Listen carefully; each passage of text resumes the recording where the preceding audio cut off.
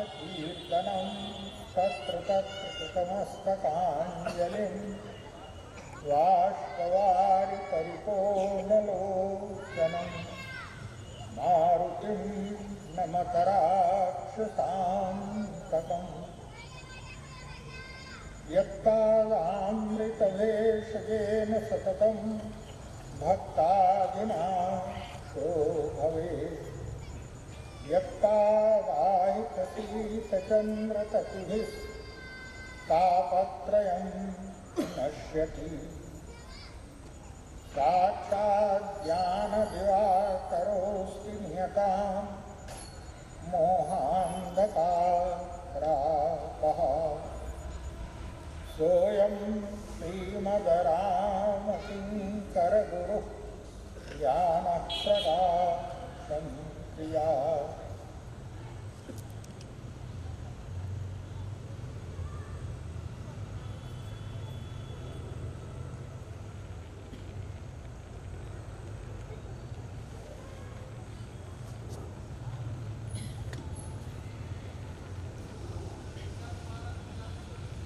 गुरुपदरज मृदुमञ्जुलयञ्जन नयनयनियदृगदोषविभञ्जन श्रीकरि विमल विवेक विलोचन वर्णौ रामचरित भवमोचन। सद्गुरुदेव भगवान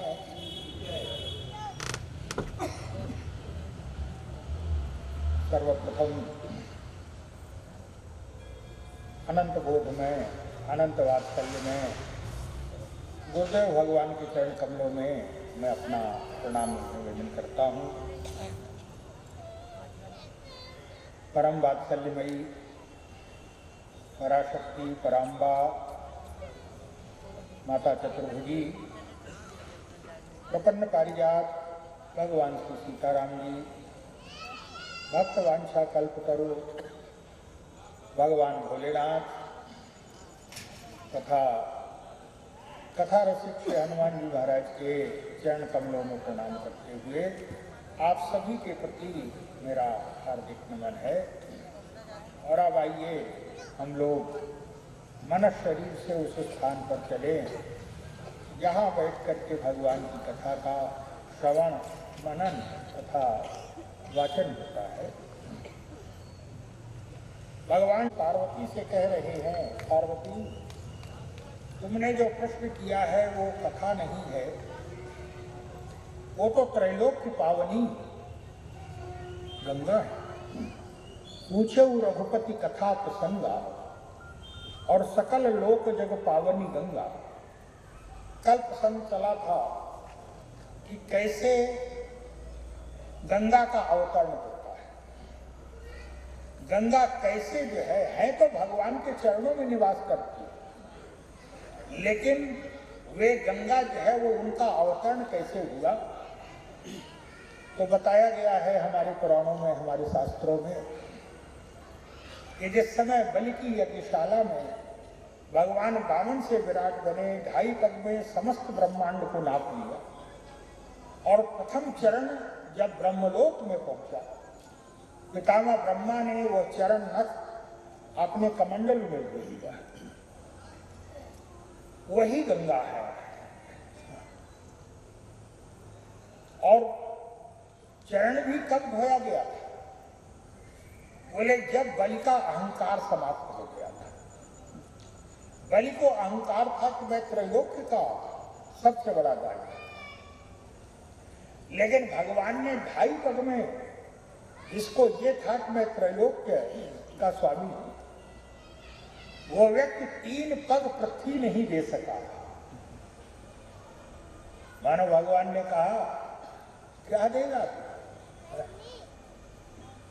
व्यक्ति अहंकार तो बहुत पाल लेता है, लेकिन याद रखिए क्या देने की शक्ति है? हाँ, केवल अहंकार ही कर सकता है व्यक्ति, और कुछ कर और नहीं सकता। भगवान का अभिप्राय था कि काहे का अहंकार कर रहा है कि तू सबसे बड़ा दानी है?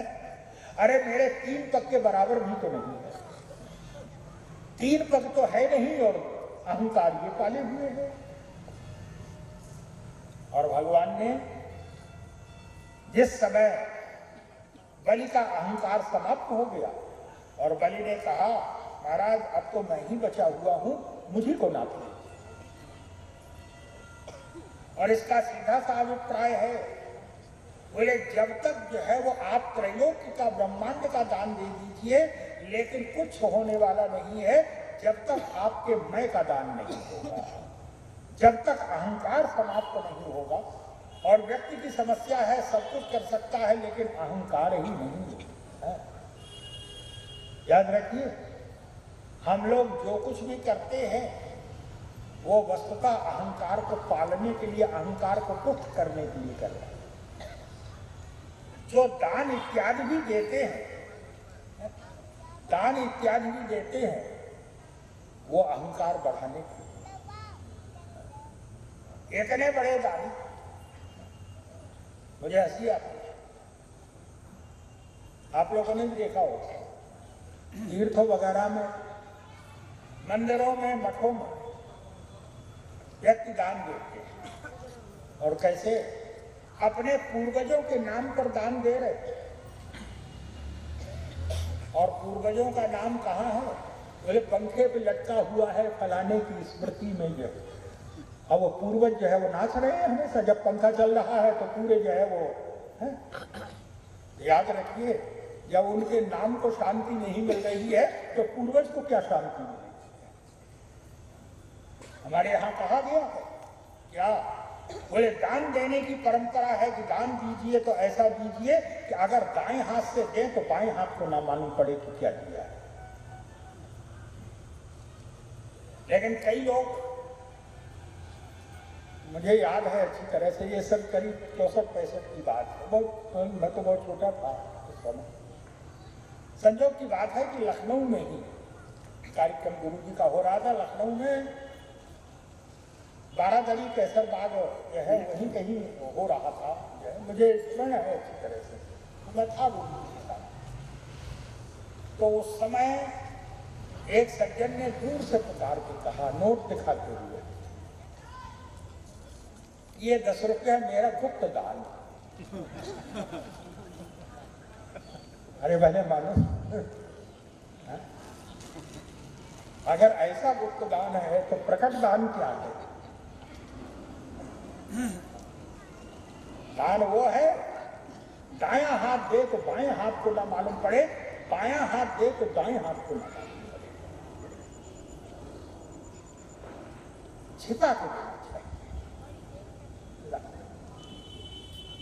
बलि जब तक अहंकार कर रहा था तब तक बंधा पड़ा था, और जब बलि ने अहंकार का मैं का समर्पण कर दिया, अब तो मुझी को नाप लो, मैं ही बचाऊं।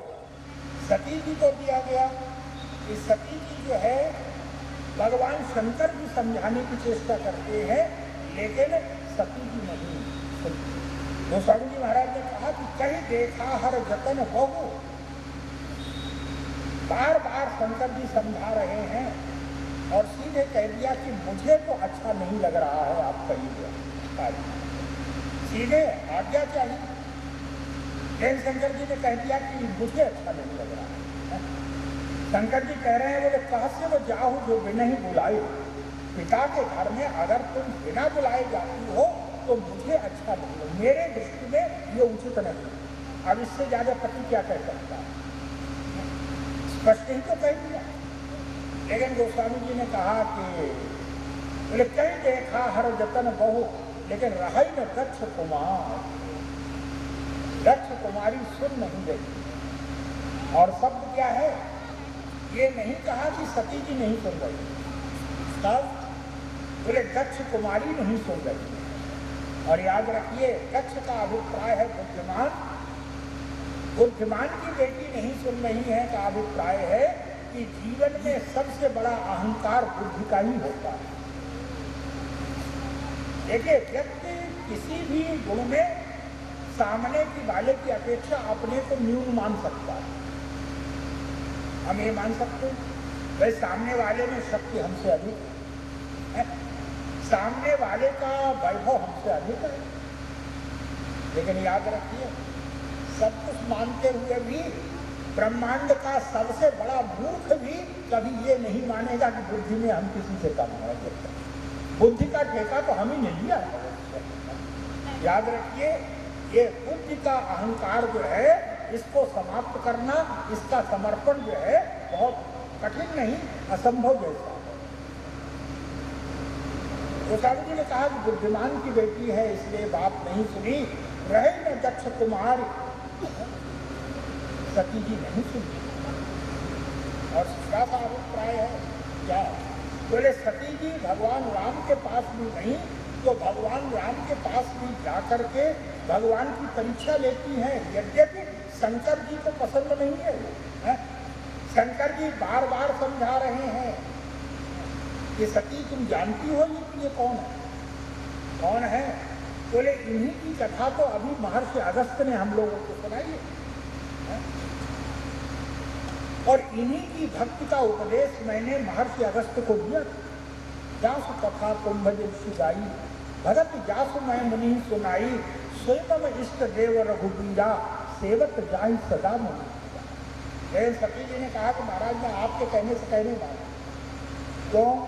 बोले आप कह रहे हैं कि साक्षात परब्रह्म परमात्मा है, शंकर जी कहते हैं स्वयं मोर चराचर स्वामी, रघुबर सरोवर अंतर जाए। सती जी ने कहा कि मैं कैसे, ये सामने बच्चे ये जो बात कर रहे हैं, इन बच्चों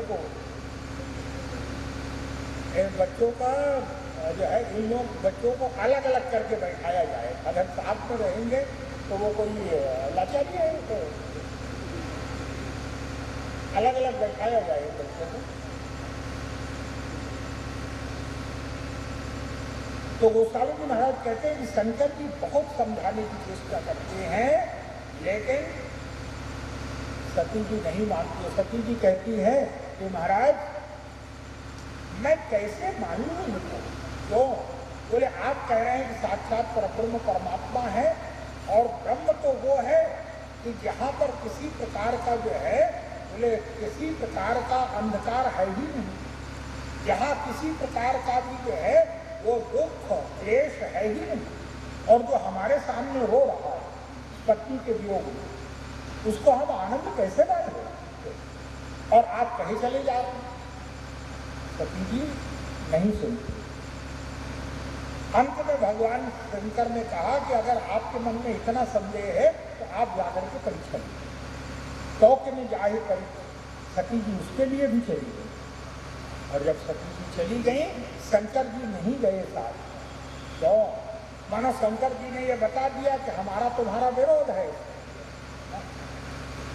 आप परीक्षा ले रहे हैं। और परीक्षा तो व्यक्ति उसकी लेता है जिसको अपने से कम बुद्धिमान समझता है। अब भाई एमए का विद्यार्थी जो है वो 8वें वाले की परीक्षा ले सकता है, और 8वां वाला कहे कि जरा एमए वाले से कि जरा तुम जो है परीक्षा दो मेरे सामने कि तुम सचमुच योग्य हो कि नहीं है। शंकर जी का अभिप्राय कि इतना घोर अहंकार की ब्रह्म की ईश्वर की परीक्षा लेंगे, यानी ईश्वर को भी अपने से जो है वो बुद्धि में कम मान रहे। सती जी को भगवान शंकर ने नहीं सुनाया, और पार्वती के रूप में देखिए वही सती है, लेकिन पार्वती के रूप में अहंकार इतना समाप्त हो चुका है, किसी भी प्रकार से अहंकार इतना समाप्त हो चुका है। तो गोस्वामी जी महाराज ने कहा कि जिस समय पार्वती जी ने शंकर जी से कहा कि महाराज आप मुझे श्री राम की कथा सुनाइए, उस समय शंकर जी ने कहा कि पार्वती मैं तुम्हें सुनाऊंगा। लेकिन शंकर जी ने उस समय इतने बुरे शब्दों में फटकारा, ऐसे कठोर शब्दों में फटकारा है कि जिसकी कल्पना नहीं की जा सकती। शंकर जी कहते हैं कि पार्वती तुमने प्रश्न किया राम की कथा के संदर्भ में, ये तो मुझे अच्छा लगा, लेकिन तुम्हारी एक बात मुझे अच्छी नहीं लगी। ये जो दशरथ के तो मुनि लोग जिनका ध्यान रखते हैं, ये वही यही राम है, दशरथ के पुत्र हैं, कि मुनि लोग जिनका ध्यान रखते हैं वो कोई और राम है।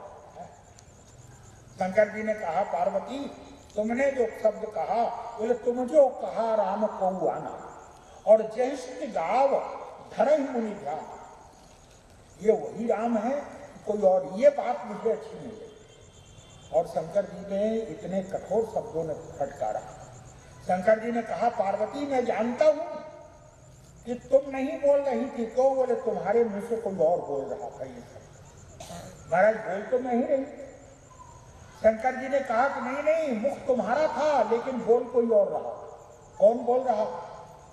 बोले एक बात नहीं मोह सुहानी और जगत मोह बस कहु भवानी। तुम नहीं बोल रही थी, तुम्हारे मुंह से मोह बोल रहा था। और जानती हो ऐसा जो है वो प्रश्न कौन करते हैं? कौन करते हैं? बोले कहाँ सुनाई अस अधम नर, जो महान नीच होते हैं वही लोग ऐसे शब्द बोलते हैं। श्रोता को सबसे पहली उपाधि दी शंकर जी ने नीच की, अधम। बोले कहाँ सुनाई अस अधम नर और ग्रसे जो मोह पिशाच, मोह रूपी पिशाच ने जिनको पकड़ लिया। और बोले पाखंडी, जो महापाखंडी होते हैं वो लोग ऐसे प्रश्न करते हैं। श्रोता को उपाधि दी जा रही है कि महापाखंडी होते हैं। बोले पाखंडी हरिपद विमुख और जाने ही झूठ न जाए। जो महान पाखंडी हैं, भगवान के जो है विरोधी हैं, जो सत्य और असत्य का भेद नहीं जानते हैं, बोले जाने ही झूठ न जाए। बोले अज्ञ अकोविद अंध अभागी और काई विषय मुकर मन लागी, कहीं के वेद असम्मत बानी जिनके सूझ लाभ नहीं। इतने बुरे शब्दों में फटकारा। आजकल अगर जो है वक्ता के मुंह से श्रोता के लिए ऐसे शब्द कल्पना भी मत करिए, अगर निकल जाएगा तो वक्ता जाने पाएगा क्या?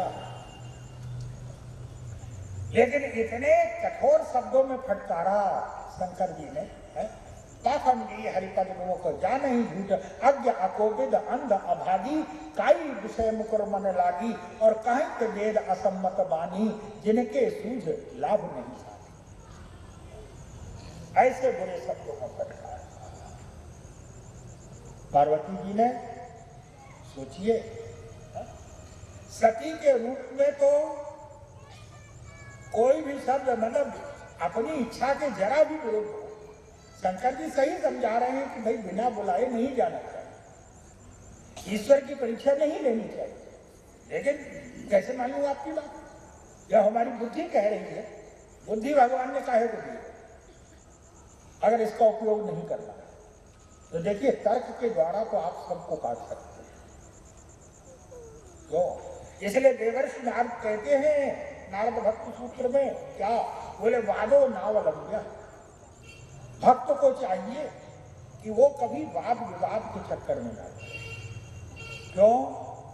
बोले वाद विवाद तर्क वितर्क से जो है वो सत्य की जो है वो सत्य की विजय नहीं होती है, याद रखिएगा। तर्क के द्वारा सत्य की विजय नहीं होती है। तब बोले तर्क के द्वारा सामने वाले की बुद्धिमत्ता की विजय होती है।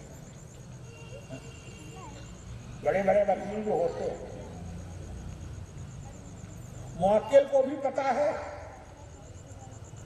कि पक्ष तो हमारा ही गलत है, लेकिन जीत कैसे गए? बोली ये वकील साहब की बुद्धिमत्ता है। मुवक्किल को भी पता है और वकील को भी पता है क्या?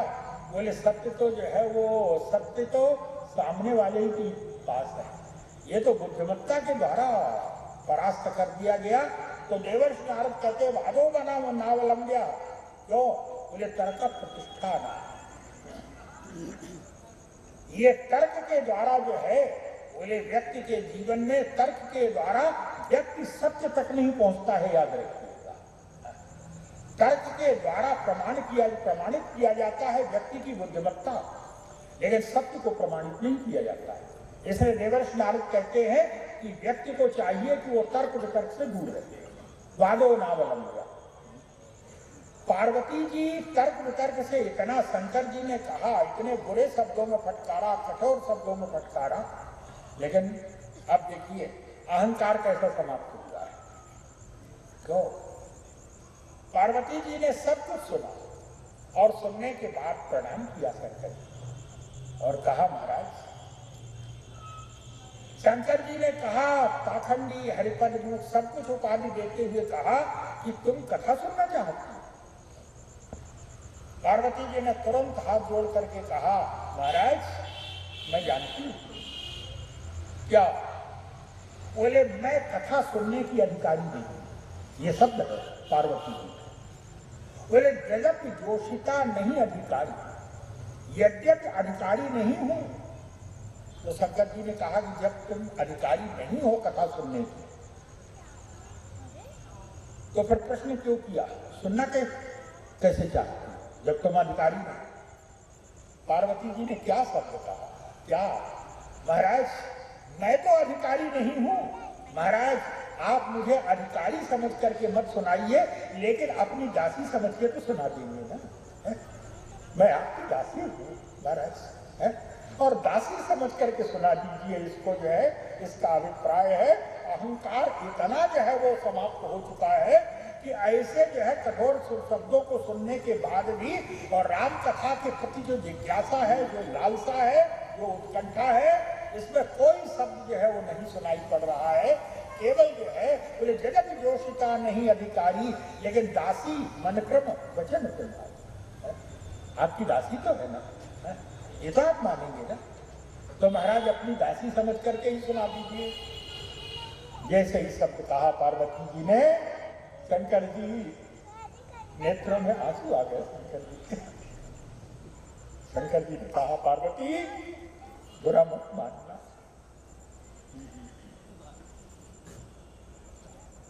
पार्वती जी ने कहा कि महाराज, बुरा मानने की क्या बात है? आपने जो शब्द कहे, जैसी मैं हूं, है? मेरे वास्तविक स्वरूप का परिचय आपने दिया है।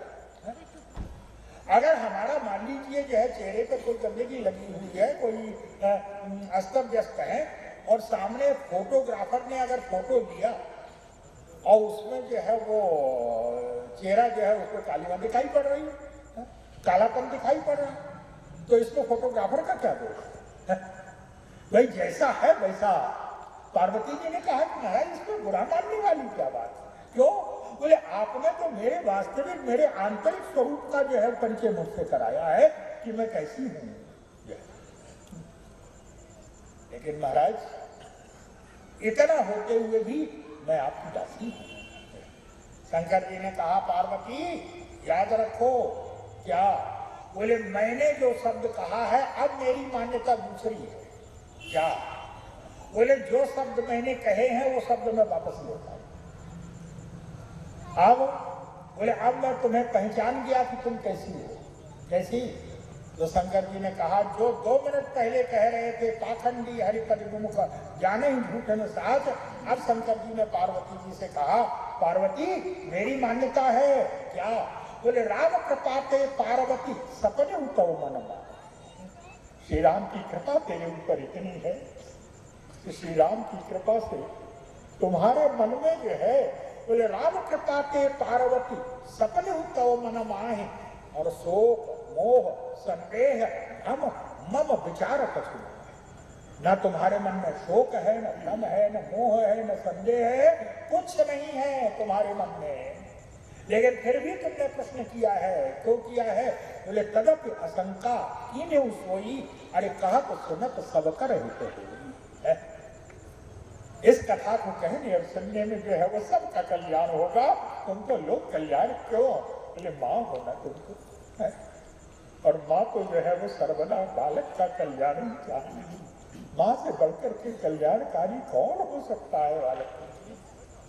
तुम तो साक्षात पराम्बा हो, साक्षात जगत जननी हो, जगत माता हो। तुम तो पार्वती, राम कृपा ते पार्वती सपने उतव मन माहि, शोक मोह संदेह भ्रम।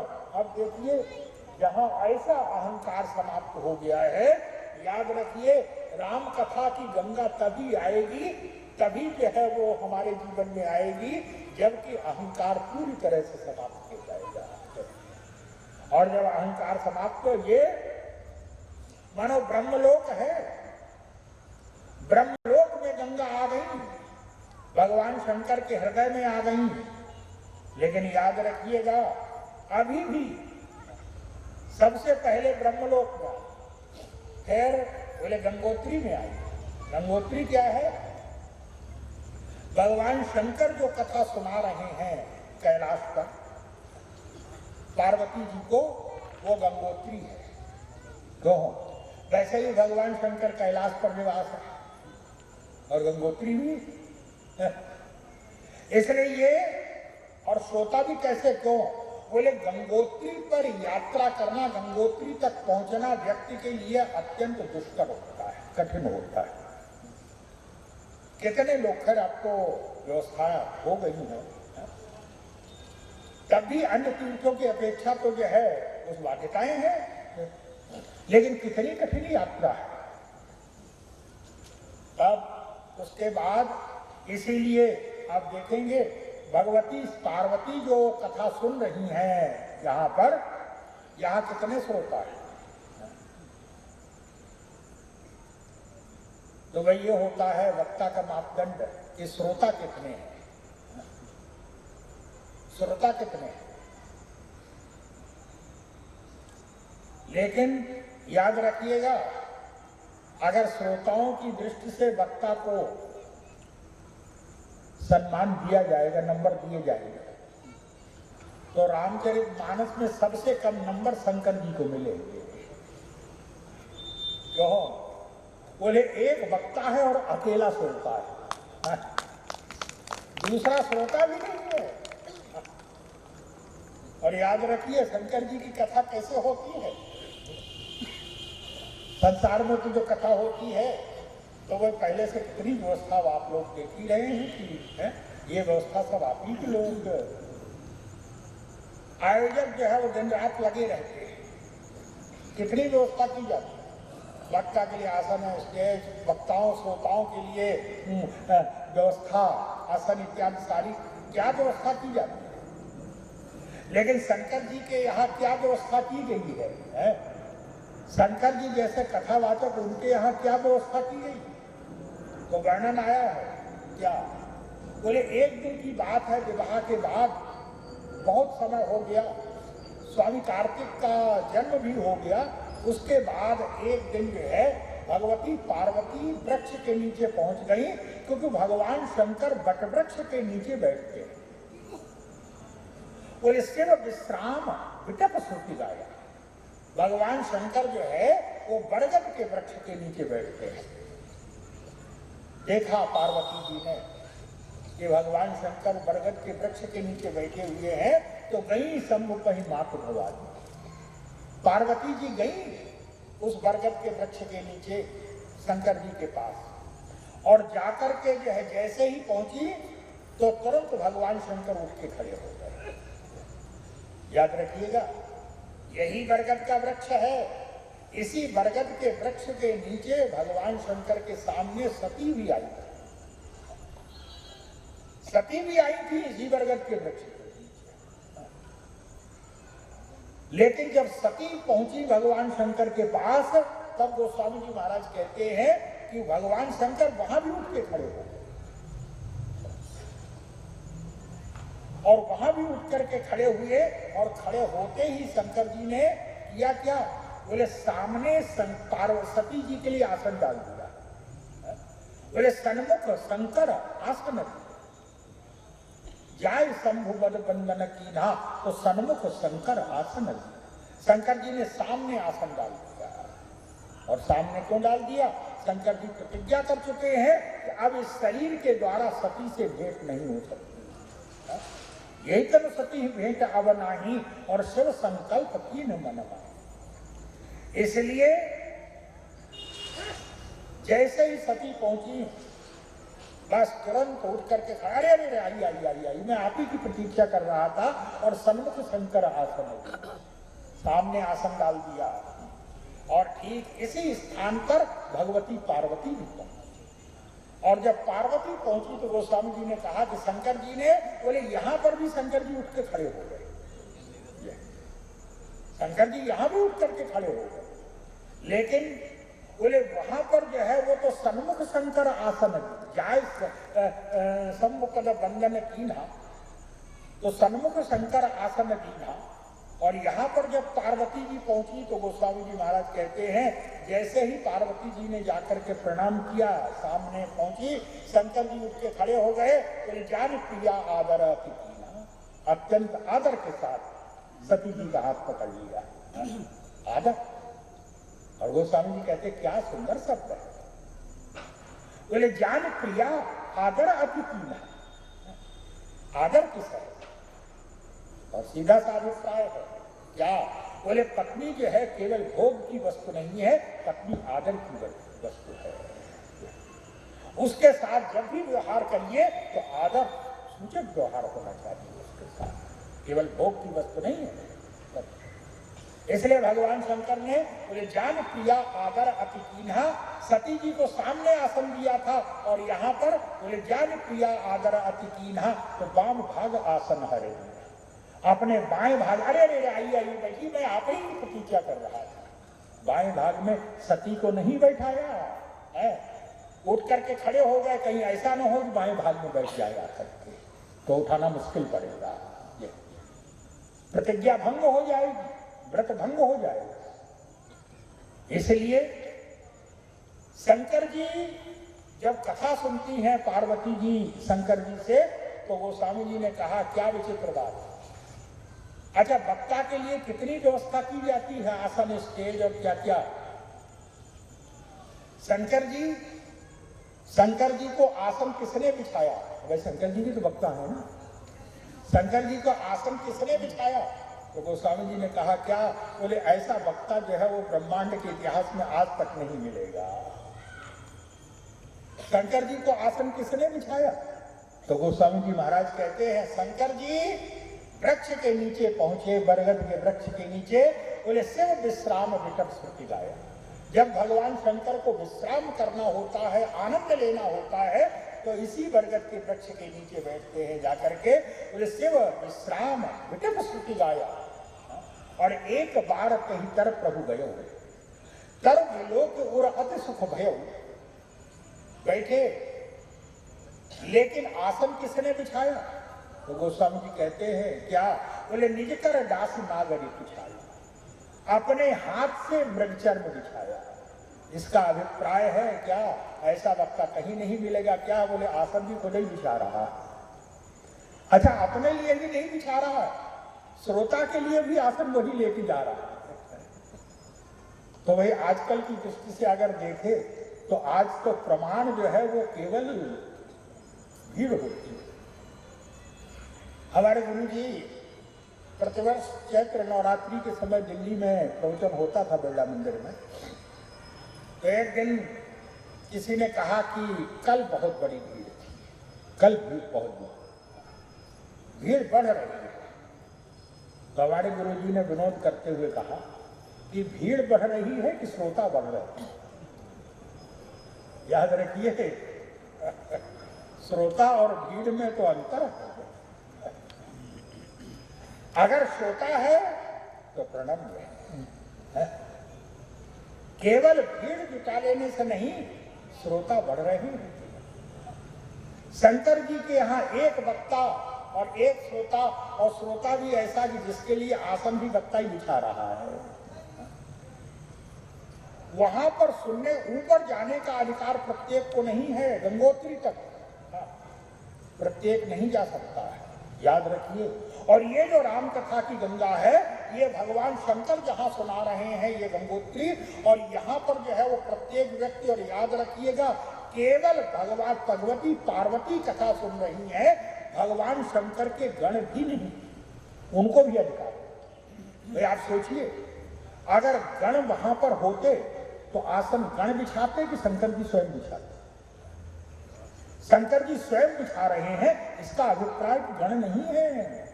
वहां निज कर दास नागरी पुछाला, बैठे सहज ही सम्मुख पाला। पार्वती जी ने प्रश्न किया और भगवान शंकर ये मानो गंगोत्री है, एक वक्ता और एक श्रोता।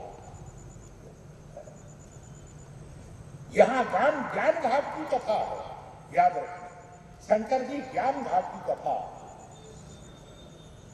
सुनाते हैं। कथा धीरे धीरे गंगोत्री से उतर के नीचे आ, और नीचे कहा, बोले गंगा जो है वो गंगोत्री से उतर करके हरिद्वार में आ जाती। हरिद्वार का अभिप्राय है जो लोग गंगोत्री तक नहीं जा सकते हैं वो हरिद्वार में स्नान करके धन्य हो जाते हैं, पवित्र हो जाते हैं, कृतज्ञ हो जाते हैं। गंगा जो व्यक्ति वहां नहीं जा सकता है उस पर कृपा करने के लिए, उसको धन्य बनाने के लिए गंगा जो है वो स्वयं आ जाती है उतर। ये गंगा की कृपा है। जो बोले माँ है ना, तो याद रखिए हमारे गुरु जी कहा करते थे, हमारे यहाँ पर श्रद्धा के 2 केंद्र हैं। श्रद्धा के 2 केंद्र हैं हमारे यहाँ, एक तो नदी और दूसरे मंदिर। नदी पे जाते हैं तो नदी को भी व्यक्ति मानसिक प्रणाम करता है, दूर से देखा है? दूर से नदी को देखते हैं। हमारे भगवान श्री राम जब देश निकाला मिला, रथ पर बैठे हुए हैं। पिताजी ने कहा कि रथ पर बैठा करके ले जाओ तीनों को, 4 दिन जंगल में घुमा करके वापस ले आना। श्री राम आए, लेकिन गोस्वामी जी ने कहा कि अचानक श्री राम उतर पड़े। क्यों उतर पड़े? बोले सामने जिसको देखा उसके प्रति इतना आदर है कि इसको देखने के बाद फिर रथ पर बैठना ये तो अपमान है, हमारी संस्कृति का अपमान है, हमारे पूर्वजों के द्वारा हमको जो संस्कार दिए गए हैं उन पूर्वजों का और उन संस्कारों का अपमान है।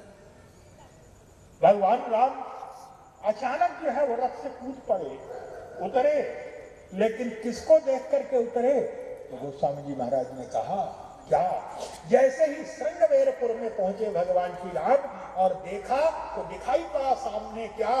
बोले भगवती गंगा का दर्शन हो रहा है। भगवती गंगा बह रही है और गंगा को देखते ही गोस्वामी जी महाराज ने कहा, बोले उतरे राम देव सरि हर्षि, उतरे राम देव सरि देखी और कीन दंडवत हर्ष विषय। प्रणाम ही नहीं किया, आप बोले कीन दंडवत, बिल्कुल डंडे की तरह लेट गए। दंडवत शब्द है तो बोले प्रणाम में लेटा नहीं जाता है। प्रणाम का अर्थ होता है कि सामने वाले के हाथ जोड़ लिए और सिर थोड़ा झुका लिया, ये प्रणाम है। और दंडवत का अभिप्राय है कि जैसे डंडा जो है वो पृथ्वी पर गिरा हुआ है, ऐसे डंडे की दंडवत, डंडे की तरह लेट गए श्री राम। ये भगवती गंगा का सम्मान है। हमारे पूर्वजों ने को उनका सम्मान है, जो संस्कार हमें दिए हैं हमारे पूर्वजों ने। गोस्वामी जी महाराज कहते हैं हमारे यहाँ पर जो है गुरु जी कहा करते थे कि श्रद्धा के 2 केंद्र हैं हमारे यहाँ पर, एक तो गंगा और दूसरे मंदिर, लेकिन दोनों की प्रकृति अलग अलग है। क्या? बोले मंदिर जो है वो पिता का स्वरूप है, मंदिर पिता का स्वरूप है, और गंगा नदी, बोले नदी जो है ये माता का स्वभाव लिए हुए। क्यों?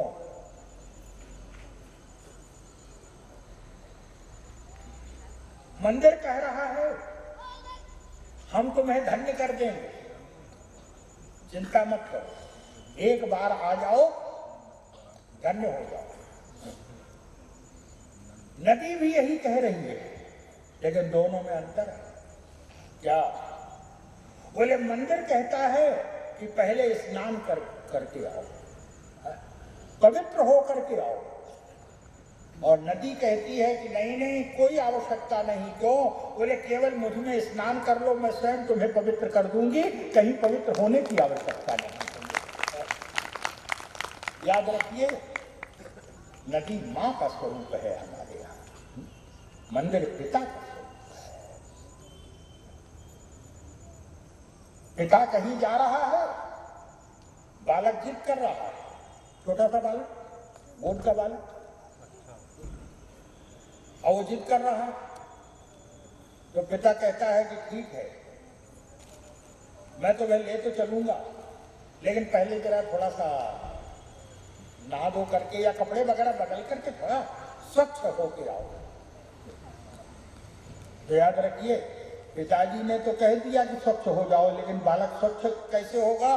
बोले स्वच्छ स्वयं नहीं हो सकता है, माता उसको स्वच्छ बना देती है। माँ के पास जाता है, माँ कहती है जैसे हो वैसे चले आओ, मैं तुम्हें स्वयं जो है वो पवित्र बना दूंगी, मैं तुम्हारी गंदगी को स्वयं साफ कर दूंगी। हमारे यहाँ नदी, बोले नदी जो है वो माँ का स्वरूप है, नदी में वात्सल्य की प्रधानता है। और मंदिर, बोले मंदिर में पिता के संस्कार है, मंदिर पिता का स्वरूप है। आप पवित्र हो जाइए तब आपको मंदिर में प्रवेश का अधिकार है, याद रखिए, है? अपवित्र होकर के नहीं। और नदी, बोले रात भर सोए हुए हैं, प्रातः काल उठ करके नित्य क्रिया भी कर रहे हैं, तो वो अपवित्र ही है। लेकिन याद रखिए, उसी अपवित्र शरीर से ही तो आप नदी में स्नान करते हैं जा करके। अब अगर जो है वो पिता की तरह, अगर जो है वो माँ भी कह दे कि जाओ पहले स्वच्छ होकर के आओ, तब मैं जो है वो तुम्हें गोद में उठाऊंगी, तो बालक कहाँ जाएगा? याद रखिए, यही अंतर है। गंगा तो साक्षात माँ है। माँ ने अपने जीवन में जो है, बोले जो भी होता है जैसे भी हो वैसे चले आओ। माँ कहती है कि पवित्र तो मैं करूंगी तुम्हें। उतरे राम देव सरी देखी और कीन दंडवत हर्ष से प्रणाम किया, दंडवत किया भगवती गंगा को, भगवान श्री राम। ये गंगा राम कथा की जो गंगा है, याद रखिए, ये हरिद्वार में गंगोत्री में भगवान शंकर जहां कथा सुनाते हैं, ज्ञान घाट की कथा है, हरिद्वार में उतर आई। और हरिद्वार में उतर आई। अब यहाँ के जो लोग हैं, पृथ्वी पर जो नीचे रहने वाले जो लोग हैं, उनमें बहुत बड़ी संख्या में चले जाते हैं हरिद्वार में। और जब उनमें बहुत बड़ी संख्या में चले जाते हैं, इसी प्रकार से बोले प्रथम श्रोता और वक्ता, वक्ता शंकर जी हैं और श्रोता पार्वती जी हैं, लेकिन एक श्रोता और एक वक्ता। उसके बाद में हरिद्वार पहुंचे। और हरिद्वार क्या है? जो कागभूषण और गरुड़ का जो संवाद हो रहा है, यहां पर श्रोता पढ़, याद रखिए, हरिद्वार में जो है वो स्नान करने वाले जो है वो पढ़ जाते हैं। बहुत से लोग पहुंच जाते हैं हरिद्वार में। हरिद्वार में श्रोता पढ़, और ये कौन से हैं? गोस्वामी जी महाराज ने कहा, हरिद्वार वो है, यहाँ पर बोले कागभूषण की कथा सुना रहे हैं, कागभूषण की कथा सुना रहे हैं। और कथा सुन कौन रहा है? कथा सुन रहे हैं पक्षी, हैं?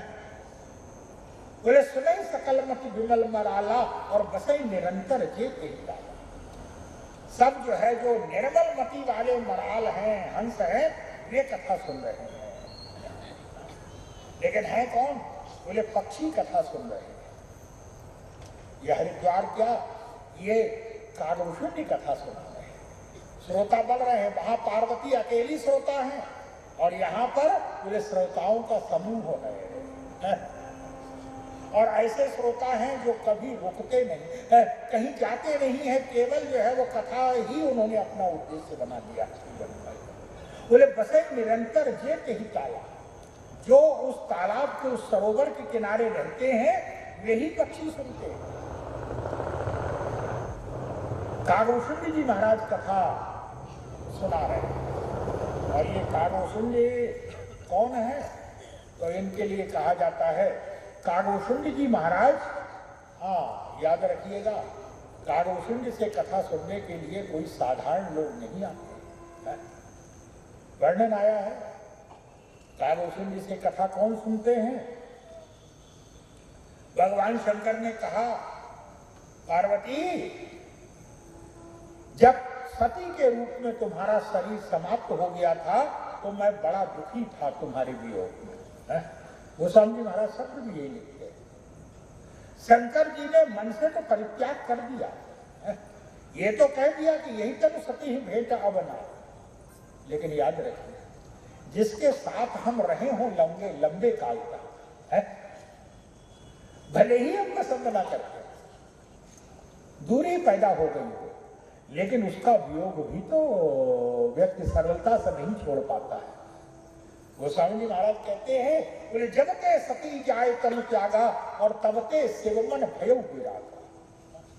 शंकर जी के मन में वैराग हो गया सती के वियोग में।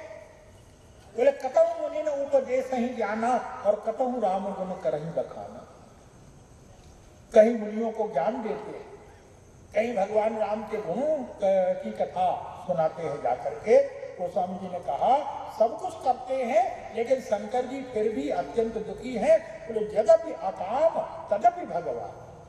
यद्यपि अकाम है, अकाम का अभिप्राय है कि सती से वो संबंध तो नहीं है, काम वाला वासना वाला संबंध तो नहीं है सती से, लेकिन फिर भी याद रखिए, बोले वासना वाला संबंध नहीं है, लेकिन मानसिक संबंध तो रहा है, उसको भुला पाना भी तो सरल नहीं।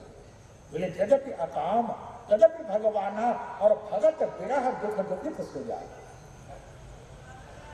भक्त के वियोग में शंकर जी अत्यंत दुखी है।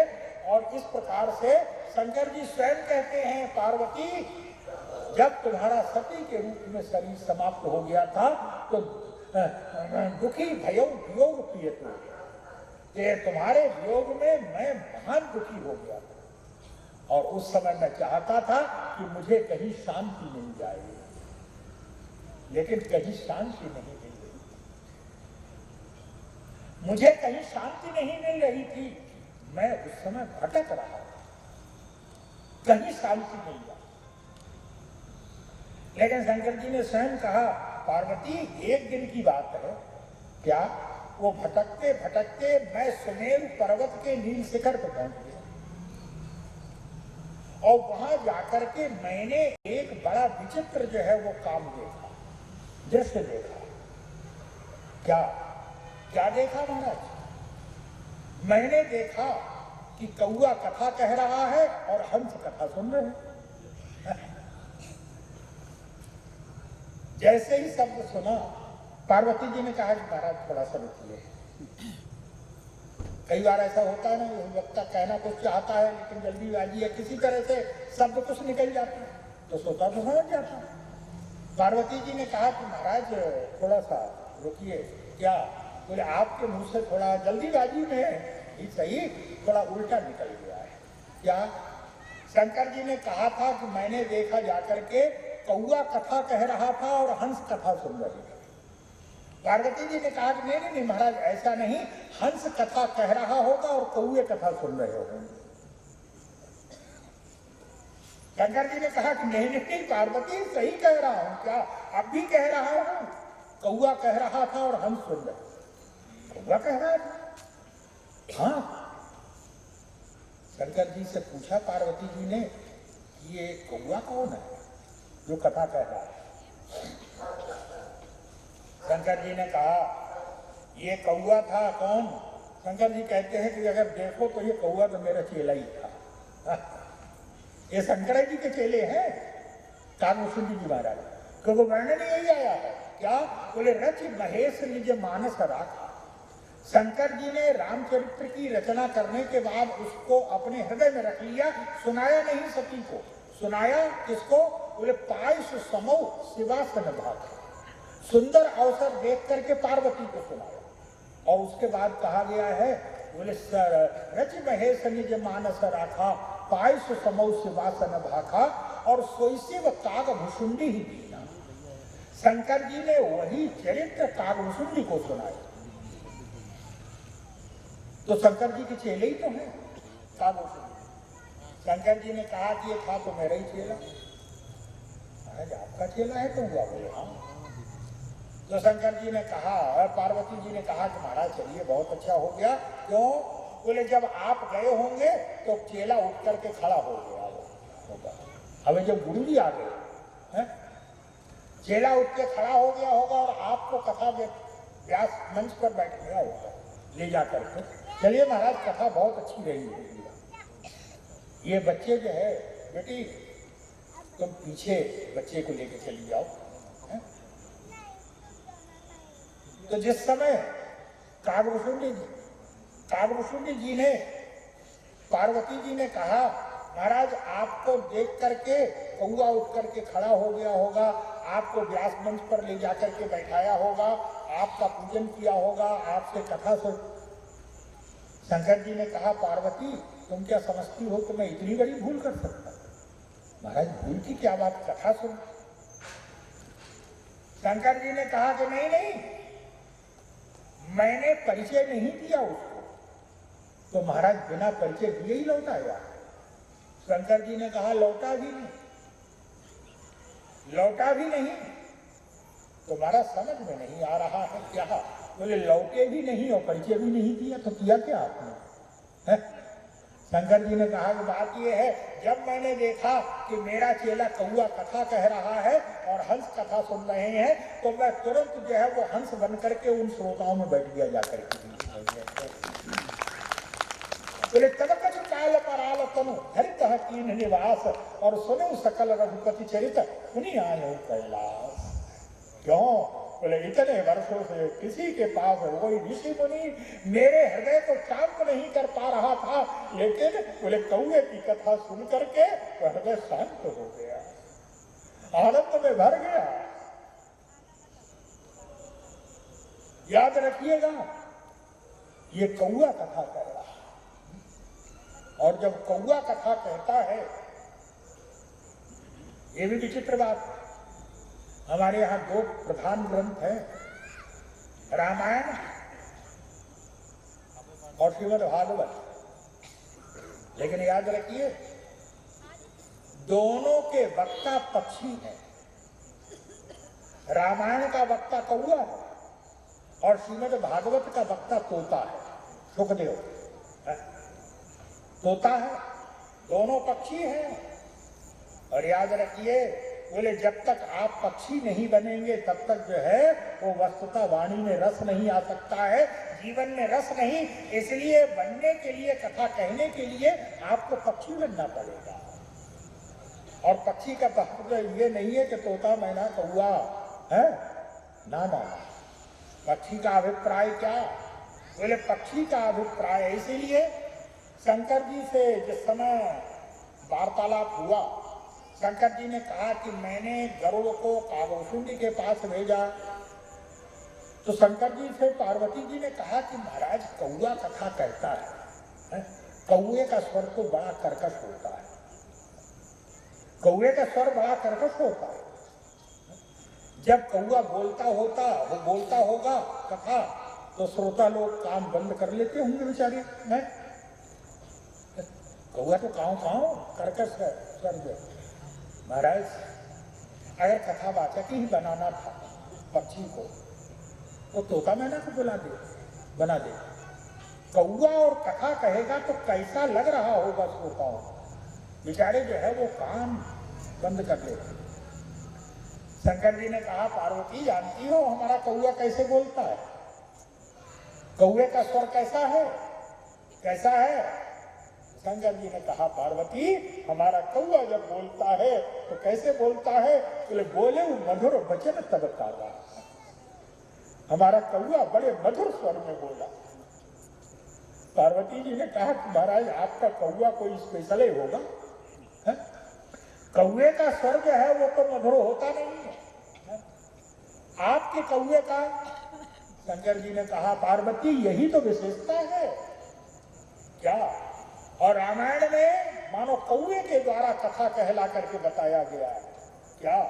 बोले अगर जो है वो वक्ता का स्वर मधुर हो, संगीत का ज्ञान हो, है स्वर और संगीत से जो है वो कथा कह रहा है और मधुरता मालूम पड़ रही है, तो ये कैसे पता चलेगा कि ये कथा की मधुरता है कि श्रोता की वक्ता के जो है वो संगीत और स्वर की मधुरता है? ये कैसे पता चलेगा?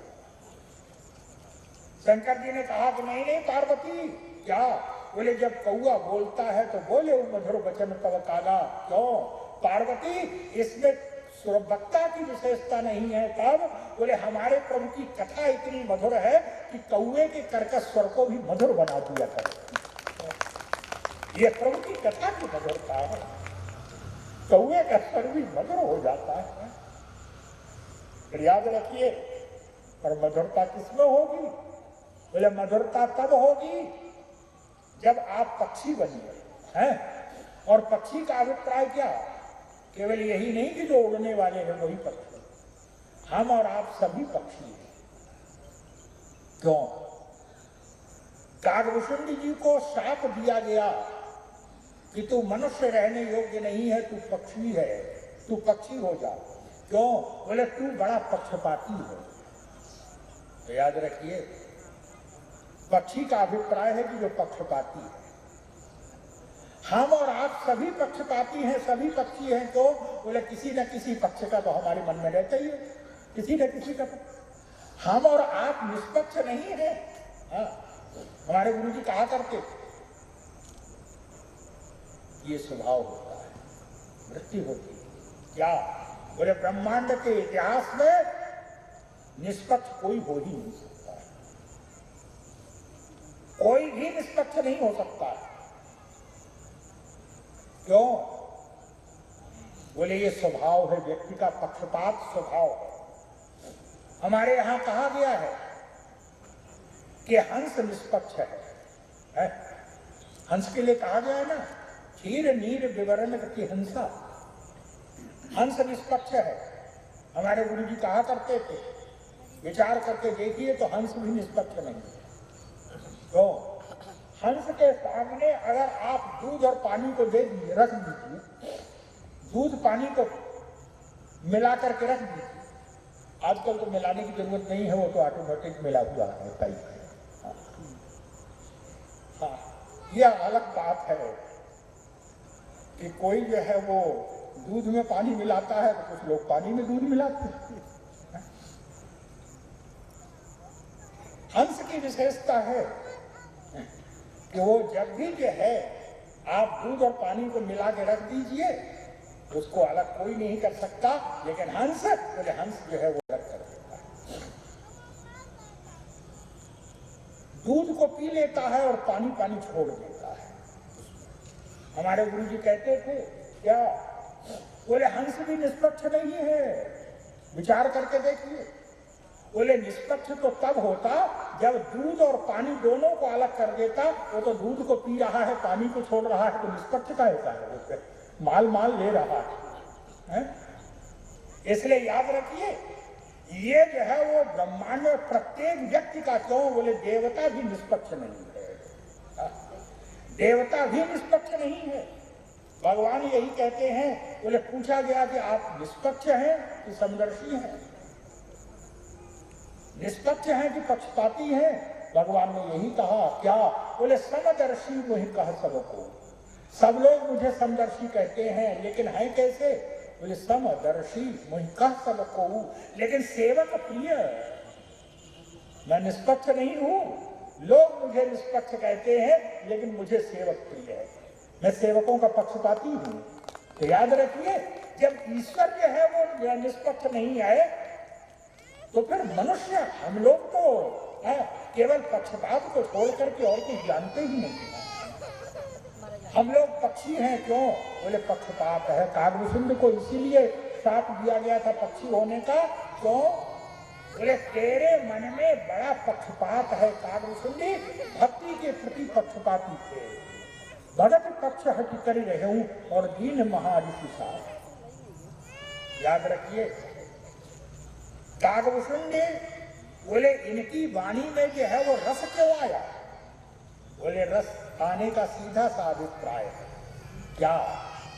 बोले अगर आप जिसका वर्णन करेंगे, जिसके संदर्भ में जो है आप चर्चा कर रहे हैं, उससे आपका पक्षपात है, आपका लगाव है, तो देखिए आपको समय निकल जाए, रात निकल जाएगी, लेकिन पता नहीं चलेगा कि जो है पूरी रात बीत गई, जिससे हमारा पक्षपात है। और जहां पक्षपात नहीं है, कथा में तो आधा घंटे में घड़ी देखने लगते हैं लोग। लगता है पंडित जी घड़ी तो बंद नहीं हो गई कहीं। लेकिन रात कैसे निकल जाती है? जिससे पक्षपात होता है। जब दूसरे की बुराई करने को उतरते हैं, रात भर बुराई करते रहते हैं, दिन में सूर्य अरे अभी 10 मिनट ही हुए, 10 मिनट, ये तो सूर्य आज जल्दी कैसे निकल आया? क्यों? बोले जिससे हमारा राग होता है। जब राग होता है, राग युक्त अंतःकरण से जब शब्द निकलते हैं तो मधुर हो जाते हैं। इसलिए भक्त जब बोलता है, कागभूषण बोलते हैं, भगत पक्ष हट कर रहे हूं दीन महाविशाप, इनके मन में भक्ति का प्रतिपक्षपात है। महर्षि ने शाप दे दिया। क्यों? बोले सठ स्वपक्ष तव हृदय विषाया, तो सपति हो ही पक्षी चंडाला। या चंडाल पक्षी हो जा, कौआ हो जा, तो बड़ा पक्षपाती है।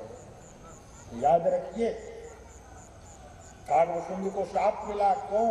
लेकिन उस शाप की विशेषता ये है, वो भक्ति के प्रति पक्षपाती है। शंकर जी से पार्वती जी ने पूछा, याद रखिए यह हरिद्वार है, पूछ दिया महाराज जब आप अपने चेले से कथा सुन रहे थे, हैं? तो चेले ने तो वही कथा सुनाई होगी जो आपने उसको सुनाई होगी, हैं? तो महाराज उसमें नई सुनने में क्या मजा आया, आनंद आया होगा। नहीं पार्वती जी ने कहा कि आपको कैसा सुनाई तो वही होगी ना चेले ने। शंकर जी ने कहा यही तो विशेषता है। क्या? बोले मैं शंकर जी ज्ञान घाट के आचार्य हैं, और ज्ञान का अभिप्राय है कि जहां पर कोई पक्षपात नहीं है, यहां न पक्षपात कछुरा, वेद पुराण संत मत। ज्ञान में बोले व्यक्ति निष्पक्ष है और भक्त पक्षपाती है। पार्वती जी ने कहा कि महाराज कथा तो वही सुनाई होगी जो आपने उसको सुनाई थी। क्या अच्छा है? शंकर जी ने कहा इतना आनंद आया। क्या? बोले मुझे लगा कि मेरी कथा में लगता है वो बात नहीं है, है? जो इसकी कथा में। तो महाराज आपको क्या लगा? शंकर जी ने कहा मैं जो बोलता था तो निष्पक्ष होकर के बोलता था, लेकिन याद रखिए क्या? बोले जब निष्पक्ष होकर के बोलेंगे और वही बात जब आप जो है वो किसी के प्रति आपके मन में पक्षपात हो, और तब जब शंकर जी ने कहा मैंने सोचा निष्पक्ष होकर के तो बहुत कथा कही, अब जरा पक्षपाती के मुंह से उसी को सुना जाए। पक्षपाती जब बोलेगा तो कुछ न कुछ पक्षपात निकल जाएगा इसके मुंह से, है? इसलिए पक्षपाती जब बोलता है, याद रखिए, कागभूषण जी से पूछ दिया गरुड़ जी ने कि महाराज ये बताइए ज्ञान और भक्ति में क्या अंतर है? ज्ञान ही भक्ति ही अंतर केता और सकल कहो प्रभु कृपा निकेता। ज्ञान और भक्ति में क्या अंतर है? कागभूषण जी ने कहा कोई अंतर नहीं, भक्ति ही ज्ञान ही नहीं कछु भेदा। उन्होंने पूछा ज्ञान और भक्ति में क्या अंतर है? कागभूषण जी कह रहे हैं कि नहीं भक्ति और ज्ञान में कोई भेद नहीं, कोई अंतर नहीं। लेकिन याद रखिए मुंह से कह रहे हैं कि कोई अंतर नहीं है, लेकिन पक्षपात प्रकट कर दिया, अंतर प्रकट कर दिया। क्या? गरुड़ जी पूछ रहे हैं कि ज्ञान और भक्ति में क्या अंतर है? पहले ज्ञान शब्द कहा गरुड़ ने और बाद में भक्ति शब्द कहा। कागभूषण जी कह तो रहे हैं कि कोई अंतर नहीं है, लेकिन कागभूषण जी जब उत्तर दे रहे हैं तब बोले भक्ति ही ज्ञान ही नहीं कछु भेदा। भक्ति और बोले गरुड़ ने पहले ज्ञान शब्द कहा और बाद में भक्ति कहा, और कागभूषण जी ने पहले भक्ति कहा बाद में ज्ञान कहा, और सीधा सा अभिप्राय है। बोले कह दिया कोई अंतर नहीं है, लेकिन अंतर प्रकट हो गया। क्यों? बोले अंतर जो होता है, पक्षपात होता जो होता है, वो तो हृदय में होता है। नहीं तो कह दो उन्होंने कहा ज्ञान और भक्ति में क्या अंतर है, तो आप सीधे कह देते ज्ञान ही भक्ति ही है, नहीं कछु भेदा है। लेकिन ना, क्यों? बोले पक्षपात तो है ना। इसीलिए तो पक्षी बने। याद रखिए, शंकर जी ने कहा पार्वती मैंने सोचा निष्पक्ष होकर के तो बहुत, मैं आप लोगों से भी कहूंगा क्या, बोले आप लोग सचमुच में जो है अगर भगवान की कथा सुनना चाहते हैं, अगर भगवान के रस में डूबना चाहते हैं तो पक्षपाती बनिए। जैसे समाज के प्रति आपका परिवार के प्रति पक्षपात है, हम बड़े गर्व से करते हैं, परिचय देते हैं।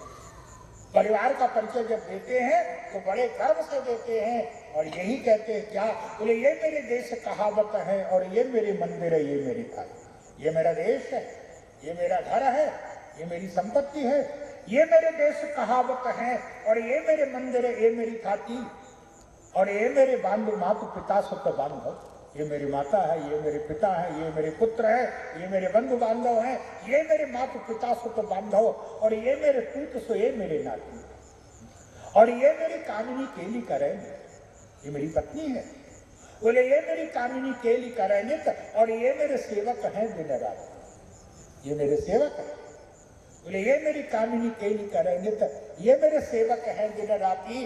अंत में उस कवि ने कहा मूर्ख, अरे मेरे ही मेरे करेंगे कहीं सक और तेल जरे तो बुझी वह बात नहीं। तो जिसको मेरे मेरे, लेकिन याद रखिए,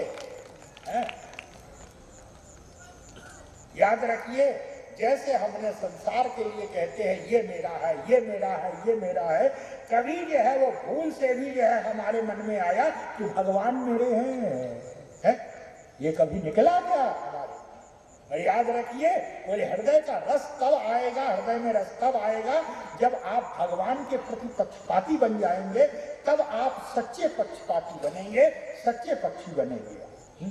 कागभूषण जी महाराज ने जो है वो भक्ति के प्रति पक्षपात, भगवान के प्रति पक्षपात था कागभूषण जी महाराज में। और याद रखिए क्या, बोले जब आपके मन में जो है वो कथा के प्रति पक्षपात हो जाएगा, कथा दूसरे की नहीं, तब बोले कथा हमारे भगवान की है।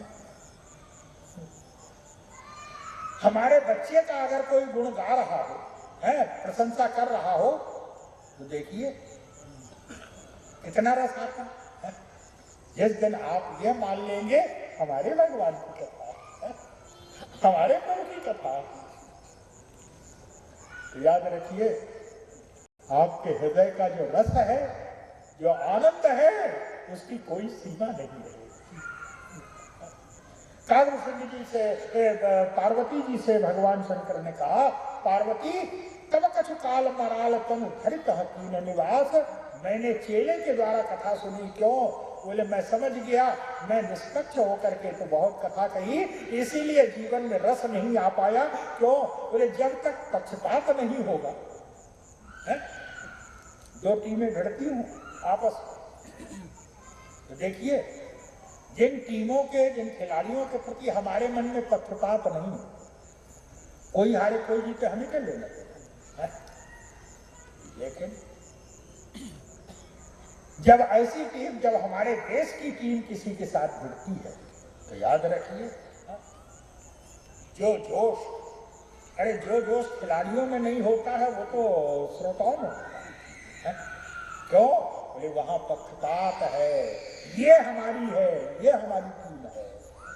तो याद रखिए जब आपके मन में ये भाव आ जाएगा भगवान हमारे हैं, और जब भगवान हमारे हैं तो कथा हमारी है, हमारे प्रभु की कथा है, हमारे भगवान की कथा है। इसलिए बोले कागभूषण के यहाँ पर जो है पहले पक्षपाती बना जाता है, तब वहां कथा कही जाती है। इसलिए आगे की कथा जो है, अब आगे चर्चा कल होगी, आज इतना ही। बोलिए सियावर रामचंद्र भगवान उमापति महान।